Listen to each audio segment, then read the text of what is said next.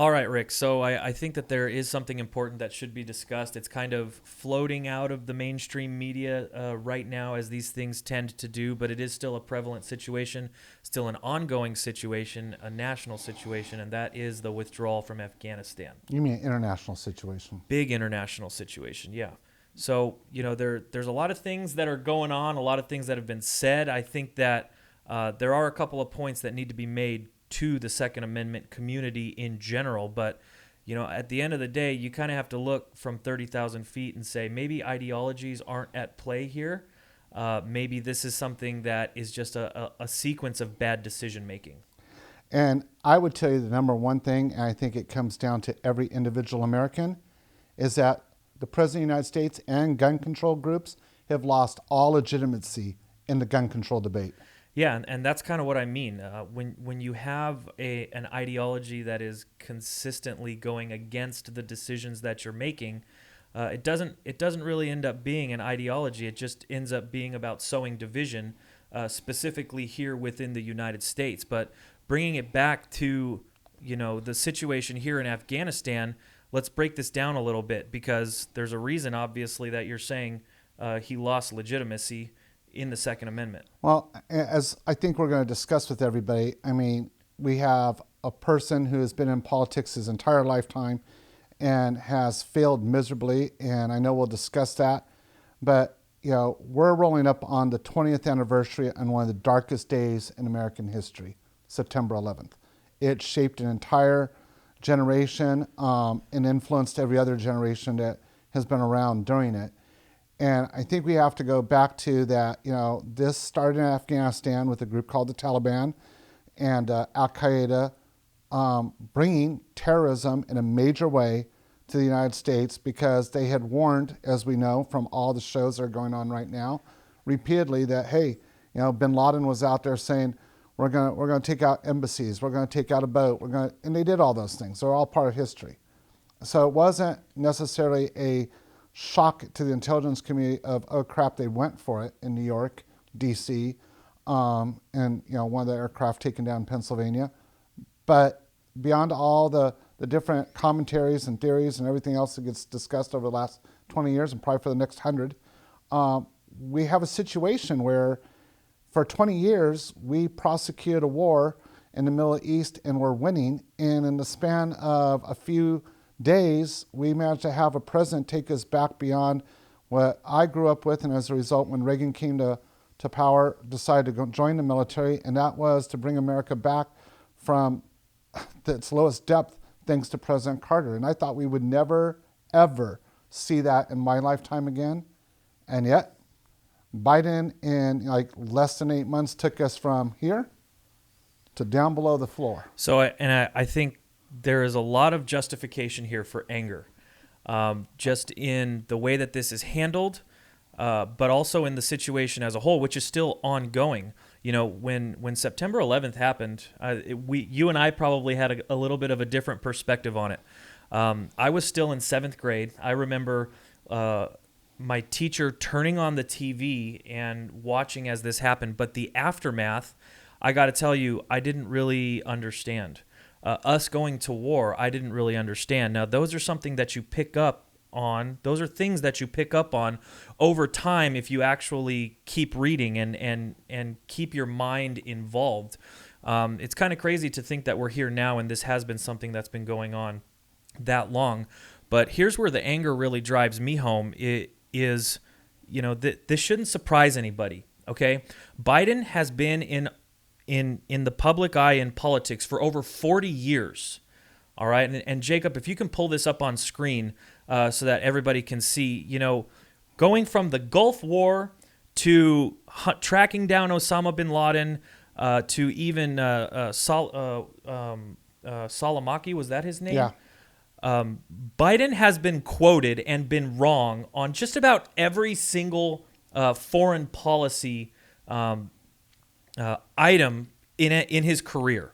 All right. And when you think about going into the 2020 elections, you would think that somebody who's been in office for 40 years would campaign on something. And he didn't. This comes down to information that people were willing to seek out when deciding to put Biden in office. And I think that it just becomes a no-brainer when you have somebody who hasn't done anything good in foreign policy in 40 years. Is this really a surprise? No, it's not a surprise. And what's more, Kevin, I mean, you did talk about his long career, and yet you isolated it down. And I want to make sure people, if we're really going to take what I think is your central argument of look at a person's record and understand who you're voting for, let's go back. You know, this last election wasn't the first time that Joe Biden ran for president. In fact, he tried that several decades ago and got blown out in the primaries. Do you know why? Plagiarism, right? Plagiarism, Oh which my means the gosh. guy believes in stealing and lying. You know, politicians across the board have been guilty of this. I don't care which side of the political spectrum you come from. I think all of us, you know, whether it be at a bar, a park, a family gathering, have made the comment or snickered at least at the comment at the very least of like, yeah, they're all a bunch of liars. Biden's certifiable. Like, this is documentable. This isn't me making a political statement against the president of the United States. This is me calling a man out for, hey, it's all about you. It was all about him when he talked to the families of the 13 at Kabul, and it was more about his pain from losing his son than laying them grief in front of the commander-in-chief, you know, who would rather look at his watch several times. You know, there's all these issues, but bringing it back, you know, to the legitimacy issue, you know, what does this have to do with our community, the Second Amendment community? And Kevin, you and I, since Biden's taken office, have called him out on a couple statements. And one of my favorite shows we ever did was the Cannon Show. Yeah. That and again, this goes back to political statements like you were just saying, because there have been political statements here at home that have been made by not just politicians in general, but Joe Biden specifically. And one of them was the Cannon statement. And correct me if I'm wrong here, or I'll just ask you. You don't have to correct me. Okay. Okay, I mean, Biden said that citizens didn't need to own cannons. And that they had never owned cannons, which in that episode, please go see it, we disprove that. Yeah. But what has more power? Is it going to be a cannon or is it going to be a Black Hawk helicopter? Oh, you mean like one of the 43 or so, or no, 33, I think it was, Black Hawk helicopters that he left back there? Yeah. It'd be the Black Hawk helicopter. I would have assumed the same thing, but I'm glad that you agree with that statement. My point here is that the United States does not recognize the Taliban as a state or a government. Correct. We left 43 Blackhawks behind. 33. But, Oh, sorry, 33. So is that leaving private citizens, or I mean, whatever you want to call people over there, Black Hawk helicopters to just use? Yet here in the United States, where people want to protect themselves, not just from others, but from tyrannical governments, you know, a cannon just wouldn't suffice for our rights. How does this make sense? Well, it doesn't. And it doesn't on a couple different levels. And I want to, you know, we do a lot of stuff here when we're breaking things down. One of the things I want to break down for the average person and listening to this is, you know, the federal government, no matter who's in power, often knows, oops, we may have just screwed up. And I want to look at this for a moment, and I want to take it across the spectrum. You know, sometimes the Republican Party gets called out for certain things it does, and to be fair, they do those things. The Democratic Party owns gun control. They really do. They have chosen to put their stake in the ground on this, and they have groups that say, oh, we're nonpartisan. That's not true. They're very partisan, and I'll call them out this morning. You have the Giffords group. You know, I hate what happened to Congresswoman Giffords. That was horrible. It was tragic. It should have never happened. But far, far, far many Americans that are law-abiding citizens have paid for the actions of one person beyond her family because the Giffords group has done that to all of us. Same thing with the Brady campaign. Same thing with Soros, who thinks he's the granddad of all of us and knows better than all of us. Same thing with Michael Bloomberg. And they all say, hey, to those of us in the 2A community, chill. Chill, Kevin. We're all here to help everyone be safe and secure. So I'm going to ask you some questions. Do you remember Fast and Furious during the Obama-Biden administration? Yeah. Where the government literally purchased firearms, sold them to cartels to see how they would come back and used against Americans, in which at least one law enforcement officer I know of was assassinated on the Mexican border. So for Obama's vice president, now our president, Joe Biden, to say, well, I had no idea. Okay, Fast and Furious ran for 3 or 4 years in the media. So you'd have to be deaf, dumb, and stupid not to know the outcome of that. But you know what? To Obama's credit, he actually sold those firearms. He didn't give away over 7,000 of them in one fell sweep, which President Biden did. And he gave it to a group he wasn't sure where it was going to come. Those groups, ISIS, was trying to kill Americans before we even got out of Afghanistan. The Taliban were basically paid assassins. Well, if you pay us enough, we won't kill you today, but we're coming tomorrow. I mean, one of Biden's comments has been, you can't have an AR-15 there, Kevin, because you know what? There's nobody that's going to come after you with an AR-15. Really? Because there's 7,000 of them now that are coming after you. Yeah, and these groups, and I've seen them. I've seen them at fair board meetings. I've seen them at Board of Supervisors meetings. I've seen them appeal to local and state government all the time. They seem very comfortable doing it. And I think the important thing is here, in Fast and Furious, right now, in any of these situations, where the heck are those groups? Yeah, why aren't you sitting at the table with us saying public safety comes first? But they're not. I would love to stand side by side with somebody, regardless of what organization they normally represent, saying, hey, this is not okay. You're putting American lives at risk. But they're nowhere to be found. And this is why I want to suppose our FFLs, which are gun store owners, get put through the grinder because somebody didn't check the box exactly the way they wanted it or colored it the way they wanted it. Yet, you'll have Giffords, Brady, all of them come up with made-up legislation, do all sorts of stuff because that's a threat to humanity. But when the president gives all this hardware, grenades, 20,000 plus, C4, all these things to our sworn enemy, that's right, crickets. You don't hear a thing. And in debate, in the public, silence is admission, which means that now around the necks of the Brady campaign, Soros, Bloomberg, the Giffords, hangs the banner.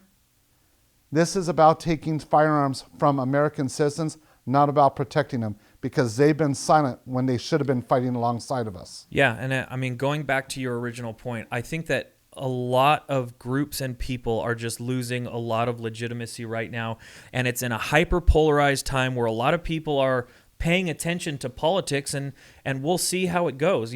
I mentioned the 40 years in office. Mm-hmm. We should take that into account. Okay, I think that. And this isn't to attack anybody's intelligence, but we use the term low information voters basically as people who don't really pay attention to politics. A lot less low information voters now in America than 10 years ago. Mm-hmm. But I think that the Biden administration relied heavily on low information voters. And guess what? We got a recall in California right now. Gavin Newsom has the same perspective on firearms as Joe Biden. And also was silent, even though 4 of those people that died of the 13 were Californians. If any governor in the nation had a right to call out and say, what the heck, it was Governor Newsom. And yet, again, like the other groups, silent. So we can hang that around his neck as well. And, Joe Biden isn't the only one with an existing record that you can go and look up. It's important to research the people that you're voting for, so that you understand exactly what you're going to get when you're in office. And like I said, this wasn't a surprising outcome. But I want to go back to the recall because it's timely and link something to this. There's many of you that may be thinking, well, Rick, come on, that's not really Governor Newsom's job to come out on a... Okay, hold the door for a moment.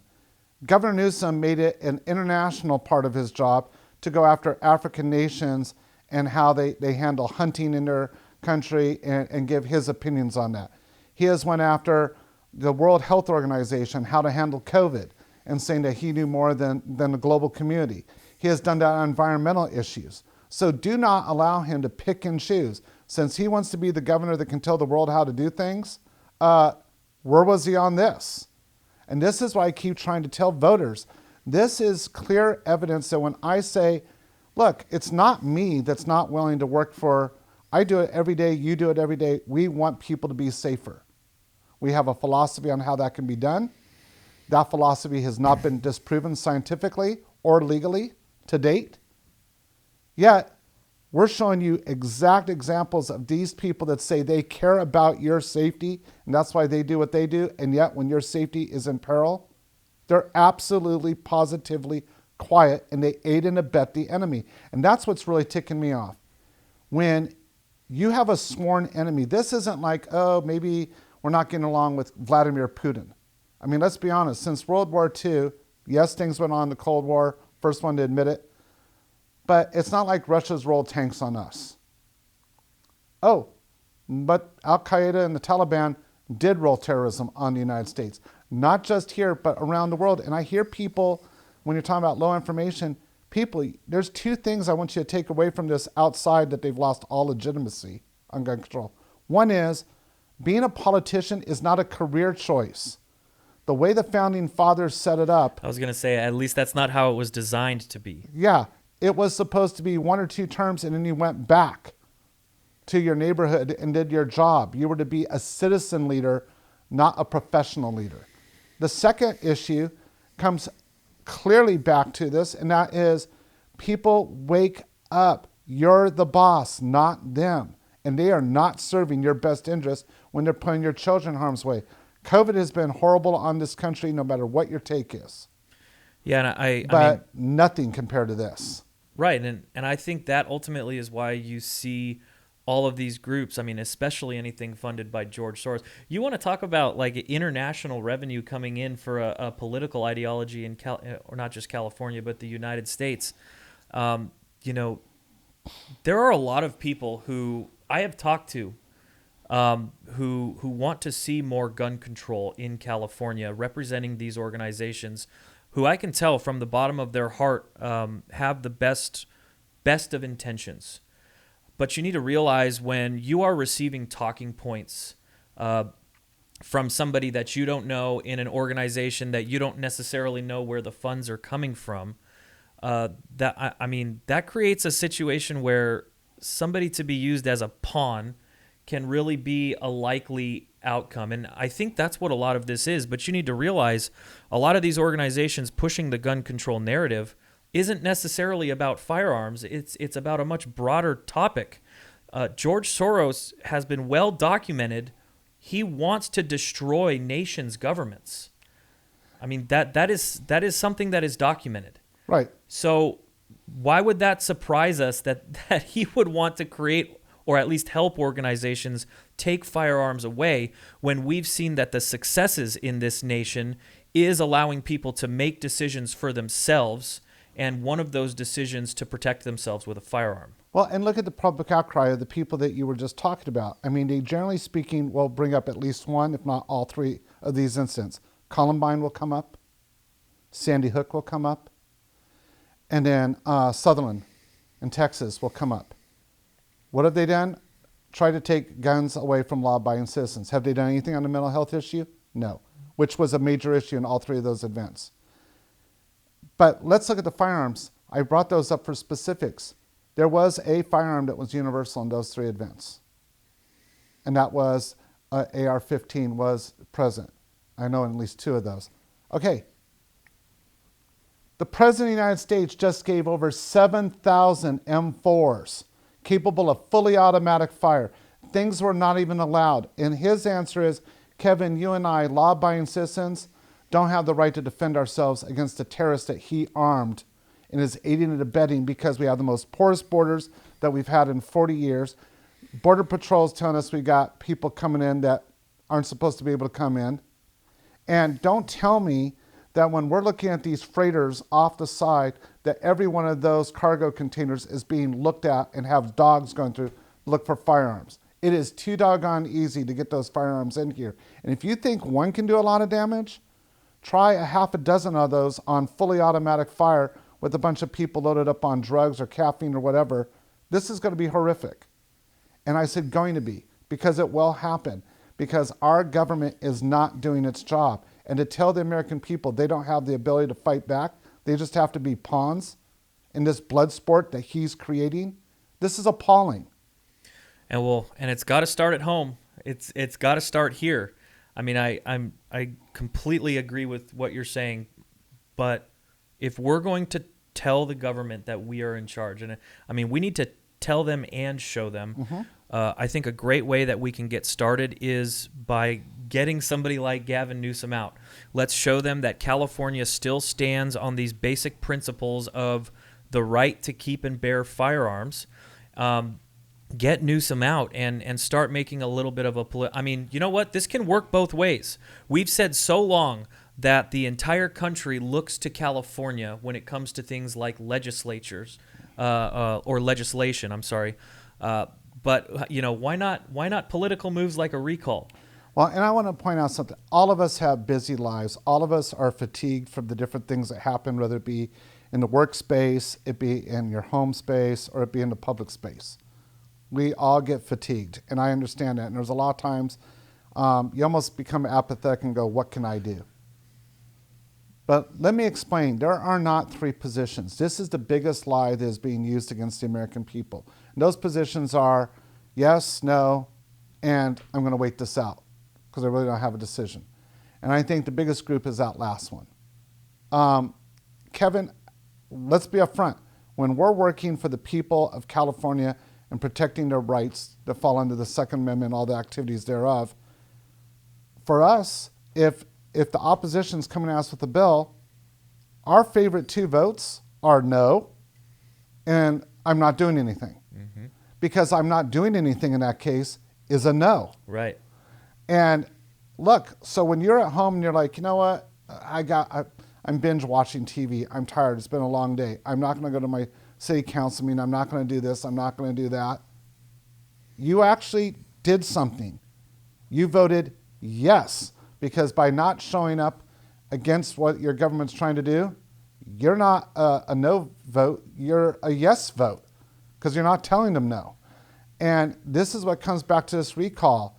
They are banking on a lot of you going, my vote doesn't count, because they want your vote to count. That's the irony. Yeah. You not voting, you did vote. For the opposite side. For Newsom. Not voting is voting for Newsom. And we've got to really make sure that people know that the power of the people is at the ballot box. That's the gift of the founding fathers. And you need to get out there, but it's not just one or two times a year like next year, June and November voting. It is getting into your city council. Start saying a message of, no, you're not going to be here for a career because we're going to vote you out. Yeah, that's how it should be. Absolute power corrupts absolute. You leave somebody in office for more than 2 terms, they get comfortable. And when they're comfortable, they lose you. But when they're uncomfortable because they're like, hey, I might not be here 2 years, 4 years, or 6 years from now, depending on the office, they keep their ears connected to the people. The reason we have corrupt politicians is because we, the people, have been horrific bosses. And it's time for us to pony up and be the bosses that we were blessed to be on this planet and start firing people. And it's that basic principle. You know, Rick, if you do something bad, you're probably going to be held accountable. So it's time for us to start holding our politicians accountable too. You know, there's lots of positives and negatives in the California legislature, but you know what's always positive? A like on this video. So be sure and like, share, and subscribe. Make sure and hit that little bell so that you can stay tuned for all of our future videos. You can also check us out on Facebook and at crpa.org. If you're looking for up-to-date legislature notes and things that are going on in the courts, the website and these videos are a great place to find it. So be sure and follow us, and we'll see you next time.